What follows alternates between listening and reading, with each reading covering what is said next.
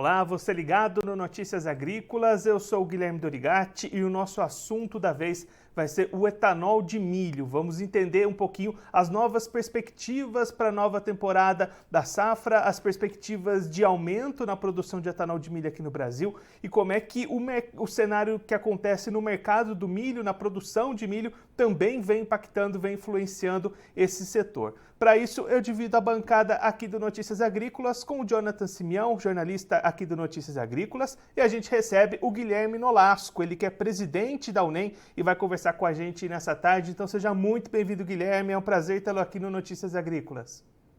Obrigado, boa tarde, é um prazer meu aí poder mais uma vez estar com vocês aqui, trocando um pouco de curiosidades e do mercado do etanol de milho.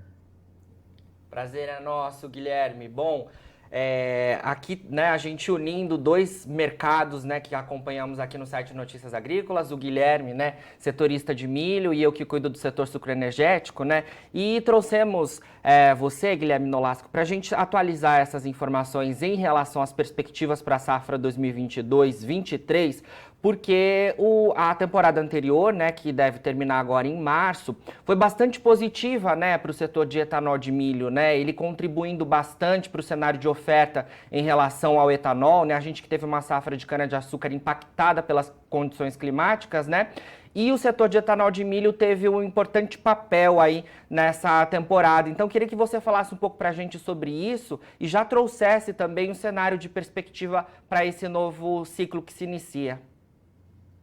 Ok, eu acho bem colocado por você, Jonathan. O setor do etanol de milho vem aí se multiplicando nesses últimos 5 anos, né? Essa safra a gente deve fechar com o dobro de produção da penúltima safra. Então, você dobrar em 2 anos a sua produção. O que era um nicho de mercado, que era uma iniciativa isolada, hoje é um mercado realmente consolidado. Tínhamos a perspectiva no início da safra de produzir aí 8%, 9% do etanol nacional, né? Cana mais milho, e com a quebra da cana-de-açúcar, isso passou a representar 13%. Bem expressivo, o mercado ficou, a certo ponto, com medo de desabastecimento, que não aconteceu e não vai acontecer até o final desta safra, e aí a participação do etanol de milho se torna realmente importante para a manutenção da oferta, principalmente no período de entre-safra da cana-de-açúcar, que vai de novembro a março. Então, apesar de ser 12% do mercado, com perspectivas de crescimento, mas é uma produção linear. Se produz etanol de milho 355 dias por ano. Cada usina aí para aí 10 dias para manutenção. E as perspectivas são muito boas, né? A gente continua trazendo boas notícias, passamos mais uma safra crescendo, devemos fechar essa safra em torno de 3,5 bilhões de litros, ou milhões de metros cúbicos, com a perspectiva da próxima safra na ordem de 4,2 bilhões de litros, né? E com investimentos no chão e usinas saindo do papel, outras já em fase adiantada de construção. Então, é um setor que realmente se consolidou, né? Nós estamos com o Guilherme aí, mesmo o que era um grande desafio para o mercado. Pô, será que o etanol de milho, como é que vai se comportar com o milho na casa de 70, 80, 90, 100 reais? E a gente pôde ter a certeza que o etanol de milho ele continua crescendo, continua se expandindo, mesmo em épocas de mercado aí, de preços elevados. E aí, Guilherme, você comentou, né, esse aumento na produção, a quebra da cana-de-açúcar, mas o milho também sofreu com essa seca no ano passado, né? A segunda safra de 2021 foi bastante impactada por essas questões climáticas. Como é que isso afetou, se é que afetou de alguma forma, o recebimento desse milho por parte das usinas? A última safra, né, 2021 foi um ano atípico, né? Nós tivemos um problema climático no plantio da soja, que atrasou, por vez, a janela de plantio no milho de segunda safra, que é onde o setor de etanol de milho está escorado, né, localizado principalmente no centro-oeste, com a estratégia do milho de segunda safra. E nós tivemos aí aquela quebra de mercado, ficamos apreensíveis com possíveis quebras de contrato, mas não atravessamos, os contratos foram cumpridos, a ProSoja teve um papel de liderar, um papel muito importante nesse processo, e é um setor que trabalha muito programado, né, Jonatas? Com compras antecipadas, a gente já está comprando milho que será plantado em janeiro de 2023, ou seja, colhido em junho, julho de 2023. Daqui uns dias começa a comprar 2024 também. Então, é um setor que trabalha muito, muito firme no mercado do milho, com grande capacidade de armazenagem e posicionamento, né? Então, é sempre um ponto de atenção quando se fala em quebra. Nós estamos com um problema pontual aí na safra do milho, principalmente aí no Rio Grande do Sul e Mato Grosso do Sul, mas, ao mesmo tempo, acreditamos que a safrinha, a segunda safra, com as condições de chuva que estão no Centro-Oeste, já normalizando até em Mato Grosso do Sul, a gente vai ter uma boa janela de plantio com a expectativa de uma grande oferta de milho segunda safra, e o setor já está quase todo comprado, quase todo posicionado. Então, sempre é uma preocupação, mas a gente tem uma estratégia muito sólida para atravessar esses períodos aí mais desafiadores. E, Guilherme, puxando um outro ponto que você comentou agora há pouco, as questões dos preços, né? A gente tem acompanhado esse mercado do milho bastante elevado ao longo do último ano, esse ano também as cotações muito elevadas. Como é que isso influencia no setor do etanol, nas margens? Tem um impacto grande esse novo patamar aí ao redor dos R$90, R$100 a saca? Com certeza, né? Custo de produção sempre é um fator muito importante no processo, né? Então, importante, só que nós temos aí alguns pontos que nos trazem o equilíbrio, mesmo com o aumento de custos. Primeiro, a gente sai de um cenário que se produzia aí 370 litros de etanol por tonelada de milho há 5 anos atrás. Hoje nós estamos performando na casa dos 430, 440 litros. Isso é incorporação de tecnologia, seja equipamentos ou processos industriais, enzimas, fermentação. Então, nós crescemos aí em mais de 20% a produção de etanol com a mesma tonelada de milho. Esse é um ponto extremamente importante. Segundo ponto, o setor trabalha muito comprado antecipadamente. Então, ele tem um preço aquém do mercado spot, do mercado balcão, né? Ao mesmo tempo, traz ao produtor uma previsibilidade de receita que dá segurança para fazer investimentos, comprar mais máquina, comprar mais adubo, né? Otimizar mais sua janela de plantio. E, em último ponto, nós tivemos, sim, uma valorização, né, grande dos combustíveis, né? O barril do petróleo está indo para casa dos $100, o dólar alto, e acabou puxando o preço do etanol. Então, essas cestas de aumento de custo, mas com aumento de dólar, aumento do petróleo, o DDG, que é importantíssimo, que acompanha a curva do preço de milho. Então, ele faz um seguro, um hedge natural da operação, porque ele acompanha certinho as oscilações, a volatilidade do mercado do milho, né? E ele é 30% do negócio, né? Cada tonelada de milho processada, 1/3 volta em farela de milho. Então, você juntando todas essas cestas, mais as receitas adicionais com cogeração de energia, que tivemos um preço no mercado de energia muito bom, realmente o setor se mantém sustentável. Eu costumo falar que o etanol de milho não é etanol simplesmente, ele é proteína animal, ele é floresta plantada, ele é geração de energia, e tudo isso junto dá uma equação interessante que segura, que traz oportunidade para o setor continuar crescendo, mesmo em períodos de adversidade. Sim. Guilherme, queria trazer para a nossa conversa não só as perspectivas para safra 22-23, que a gente logo mais terá início, mas também as perspectivas ao longo dos próximos anos para o setor, né? Porque me parece que, apesar desse cenário que a gente vem acompanhando de adversidades, né, nas questões climáticas, que refletem claramente nos preços, a gente tem um cenário bastante positivo quando a gente fala em investimentos, né? Novas plantas aí sendo inauguradas, novas plantas sendo planejadas ao longo dos próximos anos, né? Para a safra 22-23, por exemplo, a gente deve ter um aumento de 20% em relação à produção, né, do ciclo anterior, que eu estava falando mais cedo com a Rafaela Souza da Stonex e que você também pontuou esses números. Então, o cenário realmente para o setor é muito positivo, né?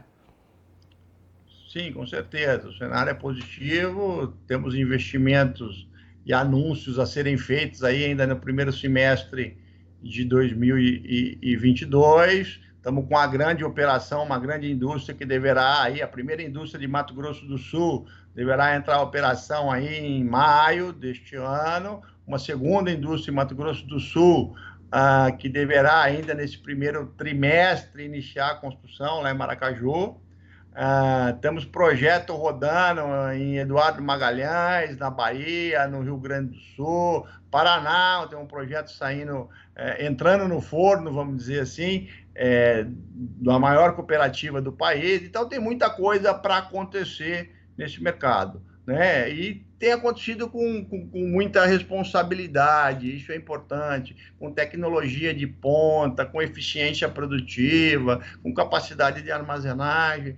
Então, a gente fica muito, muito satisfeito de ver um setor que, mesmo em períodos difíceis que nós passamos esses últimos 2 anos, né, de queda de consumo, pandemia, retração de economia, é um setor que continua crescendo. Eu costumo falar que nós somos aí portadores de boas notícias. E com isso não é o dinheiro, a riqueza que tem gerado para o produtor de etanol de milho. É a riqueza que tem sido gerada para o produtor de milho. O milho hoje tem preço. Até alguns anos atrás, o milho às vezes custava mais o frete do que o preço da saca de milho para sair de Mato Grosso e chegar no Rio Grande do Sul. Então, tem previsibilidade, o produtor tem capacidade agora de investir, planta que sabe que o negócio já está vendido. Então, essa distribuição de riquezas, ela é um conceito de cadeia, de economia circular. Aí eu preciso de floresta plantada para fazer etanol, aí o DDG vai para intensificar a proteína animal, eu tenho mais boi confinado, eu tenho suíno, eu tenho aves. Então, é todo um círculo virtuoso de uma economia circular que gira em torno do etanol de milho. Não é só o etanol, é muita coisa que vem junto. Sim, Guilherme, queria falar também, né, em relação à importância do setor também para a região centro-oeste do país, né, porque a gente tem, claro, no centro-sul a cana-de-açúcar tendo, né, como o ponto principal de produção de etanol e também de açúcar, mas quando a gente fala no centro-oeste, o etanol de milho também é muito importante para o fornecimento aí do combustível, né? Com certeza, o centro-oeste hoje, na verdade, ele passou a ser um grande exportador de biocombustível, né, de etanol. Mato Grosso, por exemplo, consegue absorver aí 1/3 apenas da produção de etanol no estado, cana mais milho. Né? Goiás, um pouco mais de 1/3. Então, a gente acabou agora verticalizando a produção primária. Isso era o sonho do Centro-Oeste, você transformar grão, né, exportável em produto de valor agregado. Nós temos um dado aqui que 1 tonelada de milho, a hora que você processa em etanol, em farelo de milho, em óleo de milho, em geração de energia, você agrega 51% de valor, né? E isso fica ao longo da cadeia. Então, realmente, é um novo ciclo para o Centro-Oeste de geração de riqueza, de consolidação da indústria, acaba tendo, apesar dos combustíveis estar muito caro, você acaba ainda tendo uma oferta de combustível grande perante a demanda e preços mais razoáveis, e o grande volume exportado para abastecer outras regiões do país, seja o Arco Norte e Nordeste, dependente de etanol de outras regiões, seja o Sul, Sudeste do país. Então, é uma economia aí que é complementar ao setor da cana, não é concorrente. Nós temos várias usinas flex que produzem etanol de cana e de milho na entre safra. Esse período que a cana para de produzir, a gente continua ofertando o produto no mercado. É importante para o governo não querer mexer em mistura do anido na gasolina, porque há uma garantia de oferta, né? Então, é um setor que não tem pretensão de ser o protagonista na cadeia do etanol, mas com certeza tem seu espaço e tem a sua importância complementar ao etanol de cana-de-açúcar. Guilherme, você comentou agora há pouco, né, até essa questão da valorização dos preços do milho com a chegada do etanol, nesse aumento da demanda. É um estímulo a mais para o produtor de milho, né? A gente espera nessa próxima segunda safra, safrinha desse ano, ampliar a área cultivada. É um estímulo para essa área seguir ampliando? Existe esse espaço para a produção de milho brasileiro seguir crescendo até para atender essa demanda do etanol, que também vai continuar crescendo nos próximos anos? É um impulsionamento, né? A lavoura do milho. Se a gente levar em consideração Mato Grosso, o maior produtor de milho do país, apenas 60% da sua área de soja é plantado a milho, né? A hora que o produtor passa a ter renda, passa a ter previsibilidade de preço e venda futura, ele tem condições, é o que está acontecendo, de investir em equipamentos, aí ele consegue fazer uma janela de plantio que é curta do milho de segunda safra, com uma área maior, ele precisa de colheitadeira para colher também no espaço curto de tempo, ele investe em semente melhorada, em tratos culturais. Então, você trazer essa previsibilidade e essa precificação firme do milho ao produtor é muito interessante, isso que vai manter o nosso crescimento. Nossos números aqui apontam ainda, parece que somos vilões do mercado, não. O etanol de milho ainda vai consumir aí menos de 10% do milho total produzido no Brasil, 8 milhões de toneladas. Mas o modo que ele opera no mercado, trazendo essa previsibilidade, é o que está estimulando o aumento de produção. Então, a gente deve colher aí 115, 113 milhões de toneladas de milho esse ano, mesmo com as quebras. E a segunda safra será a grande responsável por isso. Então, eu acho que é um novo cenário. O milho não é mais um coadjuvante da cultura da soja, que era única e exclusivamente como uma estratégia de manejo da soja, da cobertura de solo, plantio direto, controle de nematóides. Não, ele é um ator hoje que deixa riqueza, deixa renda e possibilita a gente continuar crescendo. Nossos números apontam aí em torno de 22 milhões de toneladas de milho para 2030. Nesta ocasião, deveremos estar produzindo em torno de 20% da produção total de etanol brasileiro, em torno aí de 10 bilhões de litros. Essa é a nossa previsão de futuro. Mas nós vamos crescer isso junto com o crescimento da produção de milho. Em 2030, o Brasil deverá estar produzindo aí 130 milhões de toneladas de milho. Então, a gente vai passar de ser 8% do milho total para ser 12%, duplicando a nossa oferta, mais que duplicando a nossa oferta de etanol no mercado.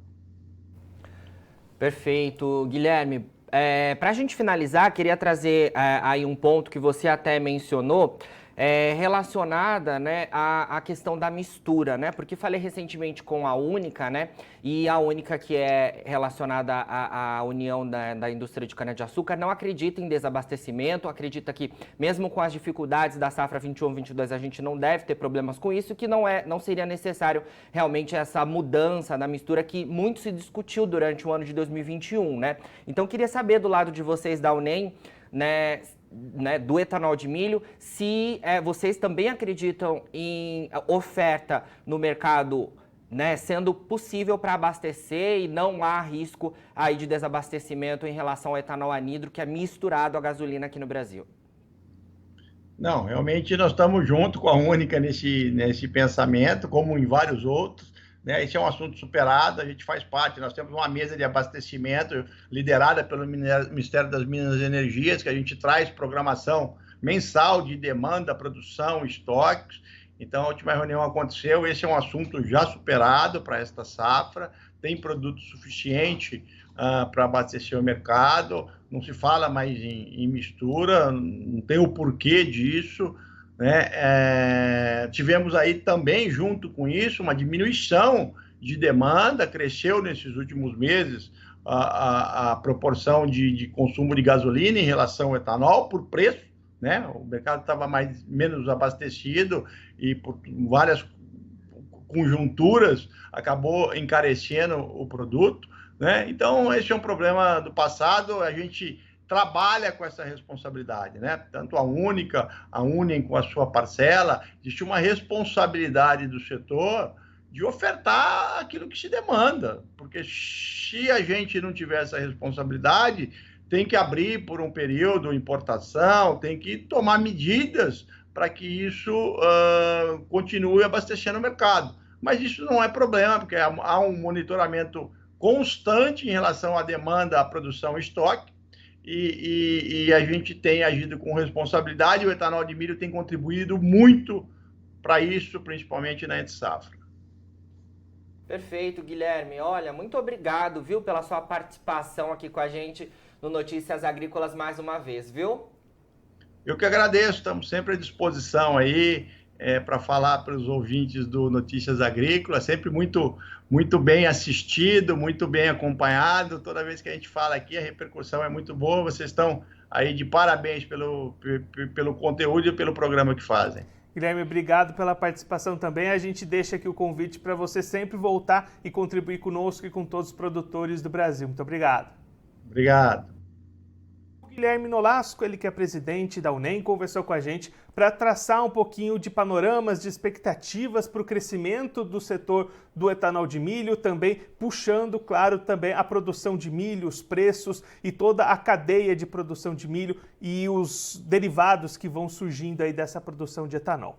Eu sou Guilherme Dorigatti, estive aqui na bancada com Jonathan Simeão e você continue ligado que daqui a pouquinho a nossa programação está de volta.